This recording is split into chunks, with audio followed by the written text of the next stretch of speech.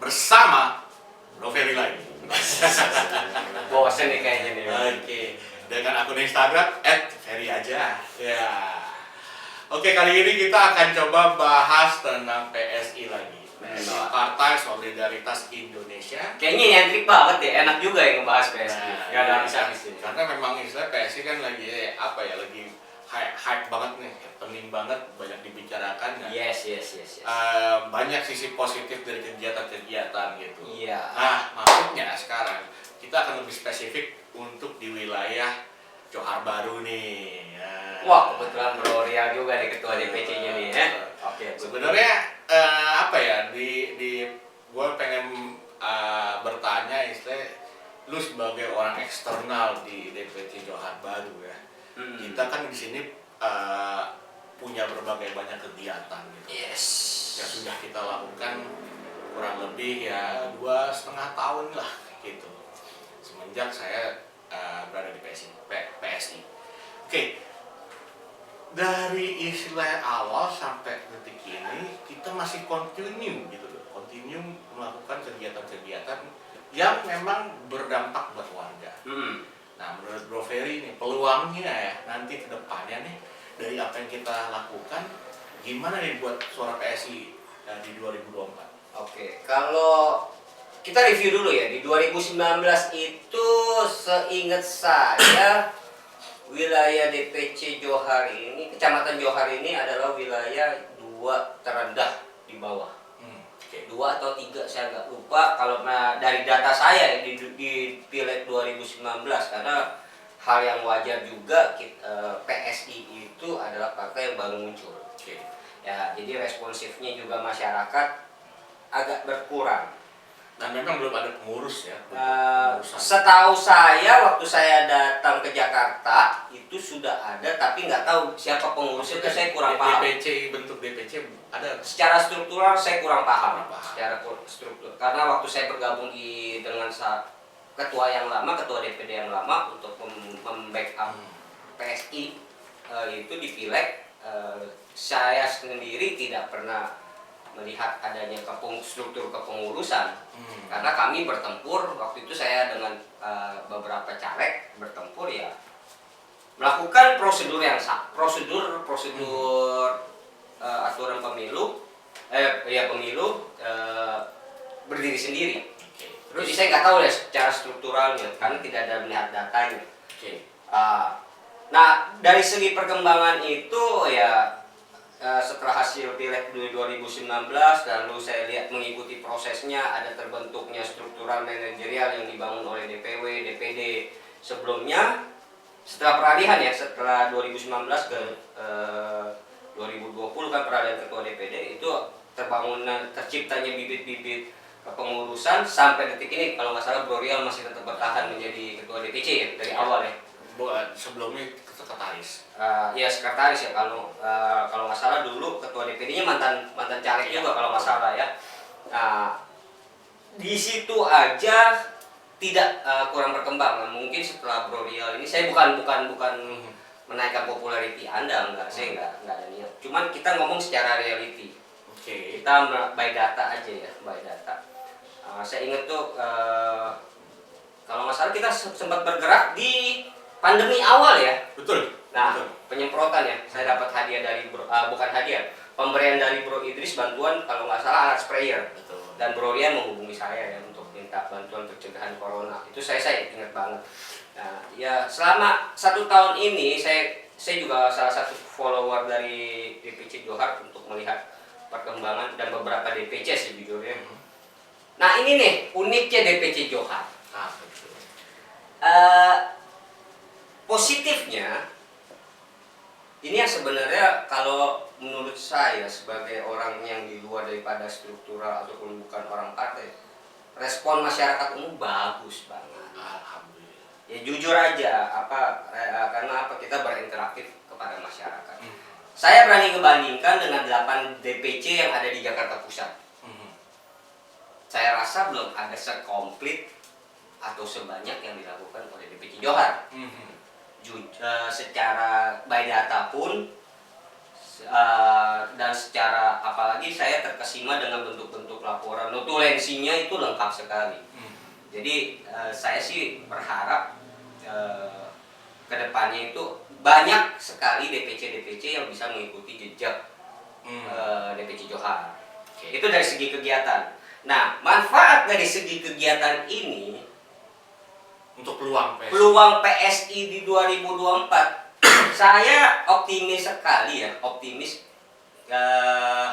PSI bisa menjadi mendulang suara di wilayah ini salah satu peluang terbesarnya. Jadi di sini adalah basis, mungkin bisa jadi basis kalau dilakukan terus ya, terus menerus kepada masyarakat, bisa menjadi basis tempat mendulang suara untuk PSI. Orang PSI bisa meningkat dibandingkan 2019, karena setahu saya, seingat saya itu adalah dua dari bawah dari 8 DPC itu, jadi mungkin urutan 6 atau ke 5, saya kurang lupa ingat karena saya nggak bawa datanya. Itu Johar itu termasuk wilayah yang di bawah. Karena ada beberapa wilayah yang notabene juga penduduknya banyak, ya kan, itu bisa kita dari sisi perolehan suara. Ya. Nah, di 2024 ini kemungkinan akan melesat. Kemungkinan kalau ya tetap berjalan program-program seperti ini, tidak ada halangan, ya bisa benar-benar berinteraktif untuk warga. Dan itu respons warga yang saya dapat juga. Sejujurnya saya sempat bertanya-tanya nih, sorry nih Bro Ria, bukannya ngintelin. Jadi pengalaman pribadi saya bertanya kepada warga secara umum. Ini yang mungkin bisa dikembangkan oleh Bro Rial atau diperbaiki oleh Bro Rial ataupun para pengurus DPC. Karena apa? Karena paradigma daripada masyarakat di sini ini, saya menangkap masih ada basis-basis partai.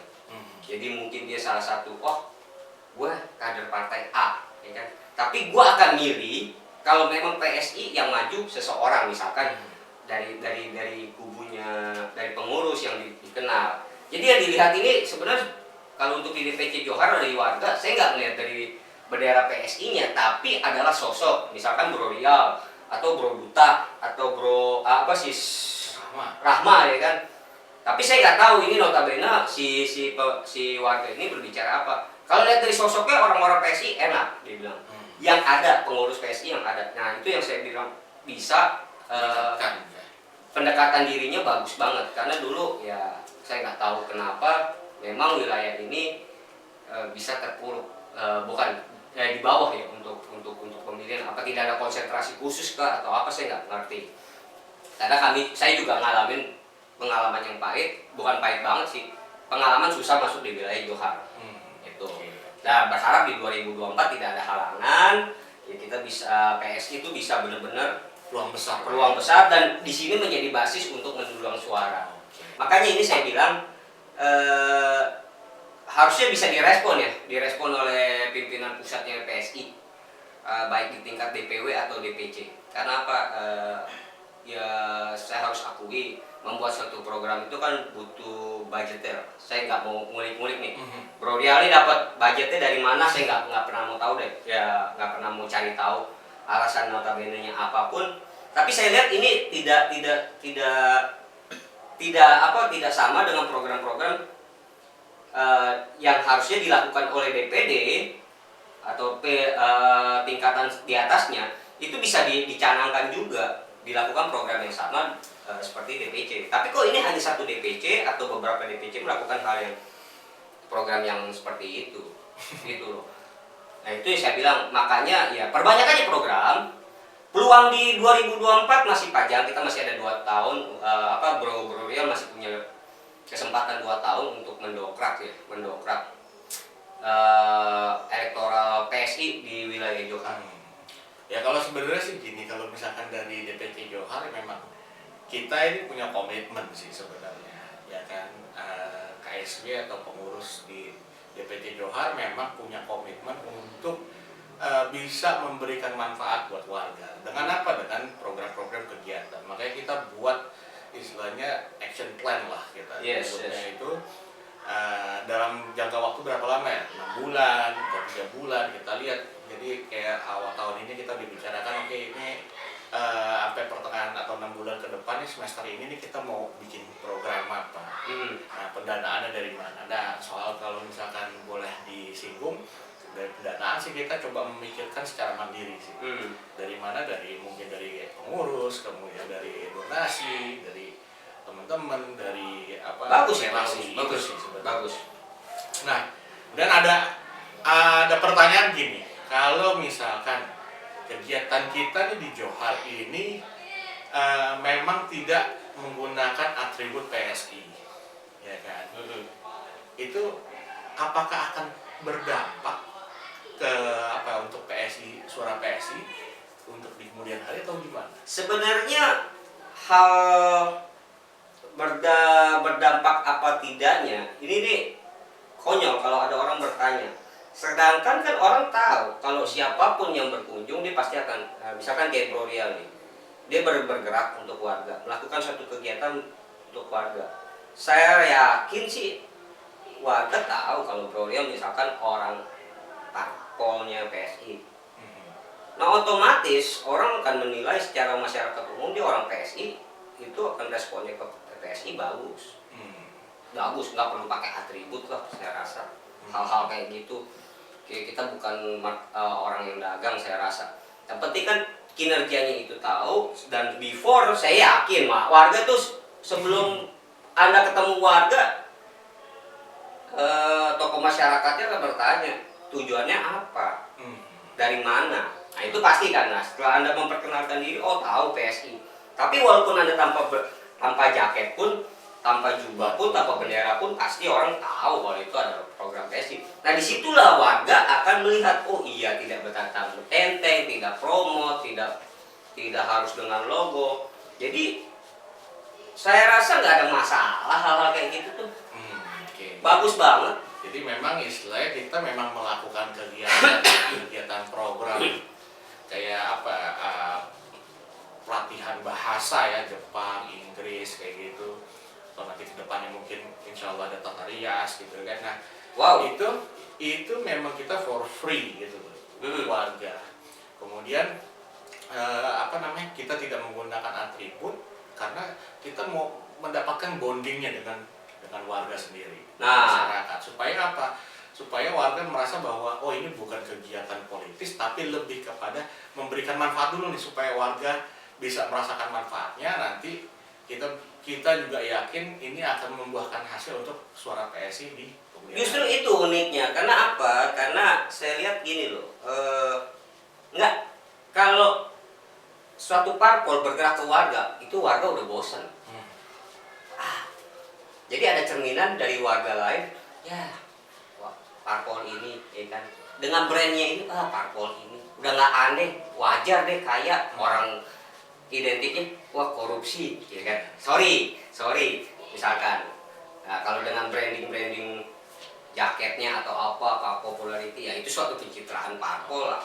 Kalau menurut saya lebih baik intensnya ya kekeluargaan, itu akan membuat brandnya masyarakat tuh menerima kehadiran PSI benar-benar di tengah mereka. Oke, siap. Nah, kita coba bicara tentang dampak dari kegiatan yang tadi kita bicarakan ya. Kalau misalkan kita perbandingannya kita harus pakai atribut nih emang enggak, gimana? Nggak terlalu lah kalau menurut saya, nggak usah terlalu. Identity partai itu nggak usah terlalu ini, tapi saya terlalu yakin kalau pertama masyarakat sudah comfort, sudah ada brand yang timbul di dalam pola pikir seseorang, dia akan memilih. Tidak akan salah memilih. Kalau brand itunya hanya sekedar partai, orang bosen. Zaman sekarang. Jadi sebenarnya mungkin gini ya, ada momen-momen tertentu kita branding ini pakai atribut. Ya kalau eventnya besar ya saya rasa wajib lah ya sebagai identity partai. Tapi kalau untuk skop pelaksanaan kepada warga ini nggak perlu lah. Sebenarnya kalau misalkan boleh jujur, saya bisa bilang gini, kenapa kok nggak pakai atribut? Karena kita coba mengubah paradigma orang-orang yang mungkin di situ ada orang-orang yang istilahnya belum pro dengan PSI, ya kan, warga, tapi ketika dia lihat ada kegiatan, ya itu saya bilang nilai comfort, siapa tahu itu bisa merubah pola pikirnya. Yes, mindset seseorang itu bisa dirubah kalau dia sudah merasa comfort, merasa manfaatnya ya. Kalau manfaat jangan dulu, kita berbicara jangan manfaat, tapi comfortable. Mengenal seseorang itu kan harus comfort, Pak. Saya misalkan kenal dengan Bro Rial, itu saya harus tahu comfortable saya sampai di mana. Kalau enggak ya kita akan mengalami suatu dilematis. Siap. Itu menurut saya. Iya. Jadi saya sebagai orang biasa, saya harus melihat di sosok partai ini comfort gak dengan hati saya, dengan program-programnya cocok nggak nih untuk kedepannya kehidupan saya, bisa nggak membawa aspirasi saya. Kalau saya udah comfort, saya pasti akan choice. Siapapun orang itu dari brand manapun dia, misalkan ya, mohon maaf mungkin suatu waktu Bro Rial ataupun kader-kadernya Bro Rial ataupun ini pindah ke parpol lain. 90% saya berani pastikan 90% orang yang sudah mengenal Bro Rial ataupun kader-kader Bro Rial itu yang dipilih itu bukan parpolnya. Parpolnya itu hanya mesin yang ikut mendidorong oleh sosok yang ada di bawahnya. Kalau orang sengaja memilih parpol itu impossible. Karena apa? Nggak kenal gue wakilnya siapa. Nah sekarang kalau dia comfort dengan seseorang di tempat wilayahnya, saya yakin itu akan mendongkrak kenaikan daripada parpol. Benderanya gitu loh. Jadi di situ harus ada bonding, ada kedekatan. Iya, saya rasa itu yang penting. Begitupun yang sudah saya sering lakukan di tahun-tahun sebelumnya ya. Karena saya jujur aja saya nggak pernah mau bergerak dengan nama membawa jaket partai, ya kan. Lebih baik warga mengenal siapa saya secara pribadi. Ya saya cuma bisa masukkan ya kalau ada mentok, misalkan urusan birokrasi dengan government ya. Ntar gue orang PSI misalkan, itu sering saya lakukan. Sebenarnya kita mencoba mendobrak kebiasaan orang yang punya pemikiran, ya kan, kebanyakan ya punya pikiran gini, dia orang partai nih, cuma istilahnya pas mau pemilu. Yes. Nah ini dari partai ini cuma itu yang harus kita buang. Itu yang coba kita dobrak. Cuman kan nggak semuanya itu pola pikir itu, apalagi orang-orang yang sudah mempunyai kekuasaan merasa harus wajib gue lo ngibarin, nah itu nggak perlu lah. Itu terlalu sikap apa yang menurut saya ya. Nggak perlu lah brand-brand seperti itu. Oke. Baiklah Bro Ferry, terima kasih. Iya. Semoga saya berharap benar di 2024 message saya sih cuma satu aja. DPC Johari tetap bertahan nih.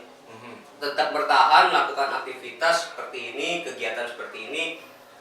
Ya tidak ada yang mustahil. Di 2024 siapa tahu ini akan menjadi ladang buat PSI. Dan itu kemungkinan 80% akan berhasil. Karena apa? Karena warga cuma mau pembuktian kerja nyata dari orang-orang pengurus PSI nyata nggak di kerjanya seperti itu. Oke, Bro Ferry, terima kasih banyak nih ya atas tanggapannya. Ya, semoga masukan ini juga bisa. Nanti kita sambung lagi di Ngalor Ngidul Ngobrol. Jangan lupa nih warga nih, ya kan, di subscribe, like dan komen. Ya kan? Mau yang jelek, mau yang buruk, silahkan. Oke, terima kasih.